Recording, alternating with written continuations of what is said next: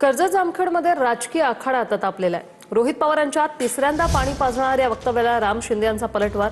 कोण पडतंय, कोण जिंकतंय आणि कोण कोणाला पाणी पाजतंय हे मैदानात बघू। कुस्ती स्पर्धेच्या उद्घाटनावेळी राम शिंदे यांचा रोहित पवारांना नाव न घेता टोला। रोहित पवार विरुद्ध राम शिंदे संघर्ष पुन्हा एकदा चर्चेत। कुठेतरी काही प्रमाणात येणं जाणं थोडं इकडे थोडं मागे होते। माझ्या विरोधकांना वाटतंय की उभंच राहणार, म्हणलं ते तुम्ही स्वप्नातच बसा आणि त्या ठिकाणी तुम्हाला तिसऱ्यांदा पाणी पाजणार आहे। खरा निकाल काय झाला हे बघितलं पाहिजे। लोकांच्या मनात शंका असेल तर काही कारण नाही, म्हणून बघू कोण पडतंय कोण जिंकतंय बघायचं ना।